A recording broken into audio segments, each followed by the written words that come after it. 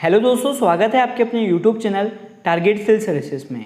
आज है 8 जुलाई और आज के इस लेक्चर में दोस्तों 8 जुलाई से जितने भी करंट अफेयर्स के क्वेश्चन बनने वाले हैं सारे क्वेश्चन को इस लेक्चर में हम डिस्कस करेंगे। और साथ ही दोस्तों इन करंट अफेयर्स के क्वेश्चन से जो भी एक्स्ट्रा फैक्ट बनने वाला है सभी महत्वपूर्ण पॉइंट को इस लेक्चर में हम देखने वाले हैं। सबसे पहले हम दोस्तों यहाँ पे बात करते हैं, जो लास्ट क्लास में आपसे क्वेश्चन पूछा गया था कि टिहरी बांध किस राज्य में स्थित है। इसका सही जवाब है दोस्तों उत्तराखंड राज्य। करेक्ट आंसर है ऑप्शन 1। दोस्तों यहाँ पे सिर्फ 10 बच्चों ने इसका जवाब दिया था। यहाँ पे आपसे कहूँगा कि यदि आप इन क्वेश्चनों का जवाब दोगे तो आपको आने वाले जो एग्जाम है इसमें यह क्वेश्चन जरूर से जरूर बनेगा। क्योंकि दोस्तों यदि आप कोई क्वेश्चन का जो जवाब है वह कमेंट बॉक्स में लिख दोगे ना तो वह आपको आने वाले टाइम तक मतलब कुछ समय तक तो आपको याद रहेगा। ये जो क्वेश्चन हम लाते हैं दोस्तों यह आपके लिए बहुत इंपॉर्टेंट होते हैं, तो इनका जवाब जरूर दें। तो सबसे पहले हम दोस्तों बात करते हैं कि ये जो टिहरी बांध है यह उत्तराखंड राज्य में स्थित है। एक पॉइंट ये हो गया। मैं आपको बता दूं कि टिहरी बांध टिहरी विकास परियोजना का एक प्राथमिक बांध है और दोस्तों उत्तराखंड राज्य के टिहरी जिले में स्थित यह बांध है। और मैं आपको बता दूं कि इसे स्वामी राम तीर्थ सागर बांध के नाम से भी जाना जाता है। यह बांध भागीरथी तथा भिलंगाना नदी के संगम पर बनाया गया है। इंपॉर्टेंट पॉइंट है दोस्तों ये है कि यह जो बांध है यह भागीरथी तथा भिलांगना नदी के संगम पर बनाया गया है। तो याद रखना दोस्तों टिहरी बांध किस राज्य में स्थित है? उत्तराखंड राज्य में। सेकंड पॉइंट आपको याद रखना है कि इसे स्वामी राम तीर्थ सागर बांध के नाम से जाना जाता है। और थर्ड पॉइंट है कि यह बांध दोस्तों भागीरथी तथा भिलांगना नदी के संगम पर बनाया गया है। यहाँ पे हम बात कर रहे हैं उत्तराखंड राज्य की। मैप में आप देख सकते हैं दोस्तों ये है उत्तराखंड राज्य जिसकी राजधानी 2 है दोस्तों, एक है देहरादून और दूसरी है गैरसन। साथ ही दोस्तों उत्तराखंड राज्य के वर्तमान में जो मुख्यमंत्री है वह पुष्कर सिंह धामी है। यहाँ पे गवर्नर की बात करें तो यह गुरमीत सिंह है। मैं आपको बता दूं उत्तराखंड राज्य में जो लोकसभा सीट है वह 5, राज्यसभा सीट 3 और विधानसभा सीट 71 है। तो ये सभी महत्वपूर्ण पॉइंट हो गए उत्तराखंड राज्य से जो आपको याद रखना है। याद रखना दोस्तों टिहरी बांध किस राज्य में स्थित है? तो उत्तराखंड राज्य में। करेक्ट आंसर है ऑप्शन 1। और दोस्तों बात करते हैं जो लास्ट क्लास में हमने क्वेश्चन किए थे उनके रिवीजन की। तो आपके लिए पहला क्वेश्चन रिवीजन का, अंतर्राष्ट्रीय प्लास्टिक बैग मुक्त दिवस 2022 कब मनाया गया है? तो दोस्तों यह दिवस मनाया गया था 3 जुलाई को। यहाँ पे करेक्ट आंसर है ऑप्शन 3। याद रखना दोस्तों 3 जुलाई को अंतर्राष्ट्रीय प्लास्टिक बैग मुक्त दिवस 2022 मनाया गया है। नेक्स्ट क्वेश्चन दोस्तों कि किस संस्थान ने परीक्षा संगम नाम से एक पोर्टल को लॉन्च किया है? इसे लॉन्च किया गया है सीबीएसई के द्वारा। यहाँ पे करेक्ट आंसर है दोस्तों ऑप्शन 3, सीबीएसई के द्वारा। याद रखना परीक्षा संगम नामक पोर्टल को लॉन्च किया गया है। अगला क्वेश्चन दोस्तों कि भारत के सबसे कम उम्र के जो विधानसभा के स्पीकर है वह कौन बन गए हैं? यह बने दोस्तों राहुल नार्वेकर। राइट आंसर है यहाँ पे राहुल नार्वेकर। करेक्ट आंसर है दोस्तों ऑप्शन 3। नेक्स्ट क्वेश्चन दोस्तों कि बैडमिंटन टूर्नामेंट मलेशिया ओपन 2022 में पुरुष एकल का खिताब किसने जीता है? इस खिताब को जीता दोस्तों विक्टर एक्सेलसेन ने, जो कि डेनमार्क के खिलाड़ी है। यहाँ पे दोस्तों करेक्ट आंसर हो गया ऑप्शन 1। डेनमार्क के खिलाड़ी विक्टर एक्सेलसेन ने बैडमिंटन टूर्नामेंट मलेशिया ओपन 2022 में पुरुष एकल का खिताब जीत लिया है। नेक्स्ट क्वेश्चन दोस्तों कि फिल्म डायरेक्टर पीटर बुक का निधन हो गया है, उन्हें किस वर्ष पद्मश्री पुरस्कार से सम्मानित किया गया था? तो दोस्तों पीटर बुक को 2021 में पद्मश्री सम्मान से सम्मानित किया गया था। अगला क्वेश्चन है दोस्तों कि राष्ट्रीय कोशिका विज्ञान केंद्र के नए निदेशक कौन बन गए हैं? यह बने डॉक्टर मोहन वानी। करेक्ट आंसर है दोस्तों ऑप्शन 1 डॉक्टर मोहन वानी, जो कि राष्ट्रीय कोशिका विज्ञान केंद्र के नए निदेशक बने हैं। नेक्स्ट क्वेश्चन दोस्तों कि ऑनलाइन गेमिंग प्लेटफॉर्म फैनकोड के नए ब्रांड एम्बेसडर कौन बने हैं? यह बने हैं रवि शास्त्री। करेक्ट आंसर है यहाँ पे ऑप्शन 3। रिवीजन का दोस्तों लास्ट क्वेश्चन है कि EN सुधीर का हाल ही में निधन हो गया है, वह अपना संबंध किससे रखते हैं? तो दोस्तों EN सुधीर का जो संबंध है वह फुटबॉल से है। करेक्ट आंसर है ऑप्शन 1।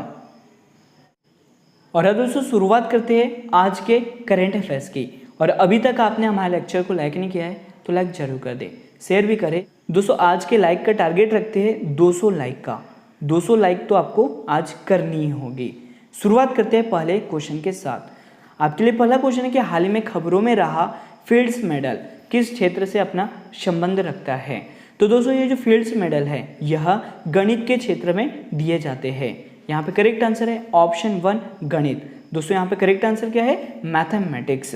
यहाँ पे हम डिटेल में समझते हैं दोस्तों कि जो फील्ड्स मेडल है इसको गणित का नोबेल पुरस्कार कहा जाता है। दोस्तों मैं आपको बता दूं कि 2022 में फील्ड मेडल के रूप में 4 प्राप्तकर्ताओं को चुना गया है, मतलब 4 प्राप्तकर्ताओं को नॉमिनेट किया गया है। फील्ड्स मेडल अंतर्राष्ट्रीय गणितीय संघ द्वारा प्रदान किया जाता है, जो गणित में अंतर्राष्ट्रीय सहयोग को बढ़ावा देने के लिए एक अंतर्राष्ट्रीय गैर सरकारी और गैर लाभकारी वैज्ञानिक संगठन है। यहाँ पे दोस्तों ये जो 2022 का फील्ड मेडल है ये 4 व्यक्तियों को दिया गया है। उनके नाम क्रमशः ये हैं, ह्यूगो ड्यूमेनियल कोपिन जो कि फ्रांसीसी गणितज्ञ है। यहीं पे दूसरे नंबर पे दोस्तों जून हू जो कि अमेरिकी गणितज्ञ है। तीसरे नंबर पर जेम्स मोनार्डो है जो कि ब्रिटिश गणितज्ञ है। और चौथे नंबर पर दोस्तों मेरिना वियाजोवस्का यूक्रेन की गणितज्ञ है। तो ये सभी 4 गणितज्ञ हैं दोस्तों जिनको 2022 का फील्ड मेडल दिया गया है। यहाँ पे दोस्तों आपको याद रखना है कि जो फील्ड मेडल है इसे नोबेल पुरस्कार के रूप में भी जाना जाता है, मतलब गणित के नोबेल पुरस्कार के रूप में किसे जाना जाता है, तो फील्ड्स मेडल को जाना जाता है। याद रखना आपको फील्ड्स मेडल का जो संबंध है वह गणित मतलब मैथमेटिक्स से है।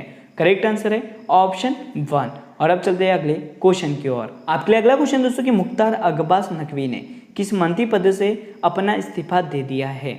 तो दोस्तों मुख्तार अब्बास नकवी ने केंद्रीय अल्पसंख्यक कार्य मंत्री के पद से इस्तीफा दे दिया है। यहाँ पे करेक्ट आंसर है ऑप्शन 1। तो दोस्तों केंद्रीय मंत्री मुख्तार अब्बास नकवी ने इस्तीफा दे दिया है। वे अल्पसंख्यक मामलों का विभाग संभाल रहे थे। मैं आपको बता दूं कि मुख्तार अब्बास नकवी राज्यसभा के सदस्य थे। दोस्तों मुख्तार अब्बास नकवी पहली बार 1998 में लोकसभा का चुनाव जीते और अटल बिहारी वाजपेयी सरकार में सूचना और प्रसारण मंत्रालय में राज्य मंत्री बनाए गए थे। मैं आपको बता दूं कि ये जो मुख्तार अब्बास नकवी है दोस्तों यह 2010 से 2016 तक यूपी मतलब उत्तर प्रदेश से राज्यसभा सदस्य रहे थे और उसके बाद 2016 में वे झारखंड से राज्यसभा सदस्य रहे थे। तो याद रखना दोस्तों आपको कि मुख्तार अब्बास नकवी ने हाल ही में अपने पद से इस्तीफा दे दिया है और इनका जो मंत्रालय था वो कौन सा था, तो केंद्रीय अल्पसंख्यक कार्य मंत्री थे ये आपको याद रखना है। और आपके अगला क्वेश्चन दोस्तों कि डॉक्टर राजेंद्र प्रसाद स्मृति पुरस्कार जिसके हाल ही में घोषणा की गई थी यह किस क्षेत्र से संबंधित है। तो दोस्तों ये जो डॉक्टर राजेंद्र प्रसाद स्मृति पुरस्कार है इसका संबंध है पब्लिक एडमिनिस्ट्रेशन से, मतलब लोक प्रशासन से। यहाँ पे दोस्तों करेक्ट आंसर है ऑप्शन 1। तो दोस्तों मैं आपको बता दूं कि केंद्रीय विज्ञान एवं प्रौद्योगिकी मंत्री डॉक्टर जितेंद्र सिंह ने अकादमिक उत्कृष्टता के क्षेत्र में लोक प्रशासन मतलब पब्लिक एडमिनिस्ट्रेशन में doctor Rajendra Prasad memorial award की स्थापना की घोषणा की है। उन्होंने दोस्तों भारत के पहले राष्ट्रपति की स्मृति में इस पुरस्कार की घोषणा की है। मैं आपको बता दूं कि विज्ञान और प्रौद्योगिकी मंत्री है डॉक्टर जितेंद्र सिंह हैं। दोस्तों भारतीय लोक प्रशासन संस्था की कार्यकारी परिषद की 320वीं बैठक की अध्यक्षता भी डॉक्टर जितेंद्र सिंह ने नई दिल्ली में की है। तो यहाँ पे दोस्तों आपको याद क्या रखना है कि ये जो डॉक्टर राजेंद्र प्रसाद स्मृति पुरस्कार है जिसकी हाल ही में दोस्तों घोषणा की है और इसका जो संबंध है वह किस क्षेत्र से, तो लोक प्रशासन मतलब पब्लिक एडमिनिस्ट्रेशन से। यहाँ पे दोस्तों आपको इंपॉर्टेंट पॉइंट याद रखना है कि डॉक्टर राजेंद्र प्रसाद भारत के पहले राष्ट्रपति थे। याद रखना दोस्तों भारत के पहले राष्ट्रपति कौन थे, तो यह डॉक्टर राजेंद्र प्रसाद थे। साथ ही दोस्तों यह महान भारतीय स्वतंत्र सेनानी भी थे। मैं आपको बता दूं कि भारतीय राष्ट्रीय कांग्रेस के अध्यक्ष के रूप में भी भूमिका निभाई है किसने, तो डॉक्टर राजेंद्र प्रसाद जी ने। ये भी आपको याद रखना है। करेक्ट आंसर है दोस्तों ऑप्शन 1 लोक प्रशासन। और अब चलते हैं नेक्स्ट क्वेश्चन की ओर। आपके लिए अगला क्वेश्चन दोस्तों कि भारतीय विश्वविद्यालय संघ के नए अध्यक्ष कौन बन गए हैं। तो दोस्तों ये जो एसोसिएशन ऑफ इंडियन यूनिवर्सिटी मतलब AIU के जो नए अध्यक्ष है वह कौन बन गए हैं, तो यह सुरजन दास बन गए हैं। यहाँ पे करेक्ट आंसर है ऑप्शन 4। तो मैं आपको बता दूं कि सुरजन दास भारतीय विश्वविद्यालय संघ मतलब AIU दोस्तों एसोसिएशन ऑफ इंडियन यूनिवर्सिटी के 101वें अध्यक्ष बने हैं और इन्होंने दोस्तों जी थिरुसागम का स्थान लिया है। मैं आपको बता दूं कि एसोसिएशन ऑफ इंडिया यूनिवर्सिटी की जो स्थापना है वह 1925 में की गई थी और इसका मुख्यालय नई दिल्ली में स्थित है। तो याद रखना दोस्तों, भारतीय विश्वविद्यालय संघ के नए अध्यक्ष कौन बन गए हैं? तो यह सुरंजन दास बन गए हैं। यहाँ पे करेक्ट आंसर है ऑप्शन 4। और आपके लिए अगला क्वेश्चन दोस्तों कि आरबीआई ने किस बैंक के अपनी मूल कंपनी के साथ विलय को मंजूरी दे दी है? तो यह मंजूरी दी है दोस्तों एचडीएफसी को। यहाँ पे करेक्ट आंसर है ऑप्शन 2। तो दोस्तों एचडीएफसी बैंक ने सोमवार को कहा है कि उसे उसकी मूल कंपनी एचडीएफसी लिमिटेड के साथ विलय के प्रस्ताव के लिए भारतीय रिजर्व बैंक की मंजूरी मिल गई है। यह इतिहास की दोस्तों सबसे बड़ी डील है। इसके लिए आरबीआई ने हाँ भी कर दिया है। मैं आपको बता दूं कि एचडीएफसी की सहायक और सहयोगी कंपनी एचडीएफसी बैंक में स्थानांतरित हो जाएंगी। और इसका मतलब क्या है दोस्तों कि एचडीएफसी बैंक के लगभग 41% हिस्सेदारी ग्रहण करेगी। यहाँ पे हम दोस्तों बात करें एचडीएफसी की, जिसकी स्थापना अगस्त 1994 में की गई थी और इसका मुख्यालय मुंबई महाराष्ट्र में स्थित है। इसके चेयरमैन दोस्तों अतनु चक्रवर्ती है। सीईओ की बात करें तो यह दोस्तों शशिधर जगदीशन है। ये सभी महत्वपूर्ण पॉइंट है दोस्तों एचडीएफसी से जो आपको याद रखना है। याद रखना दोस्तों कि आरबीआई ने किस बैंक के अपनी मूल कंपनी के साथ विलय को मंजूरी दी है? तो एचडीएफसी बैंक को। करेक्ट आंसर है ऑप्शन 2।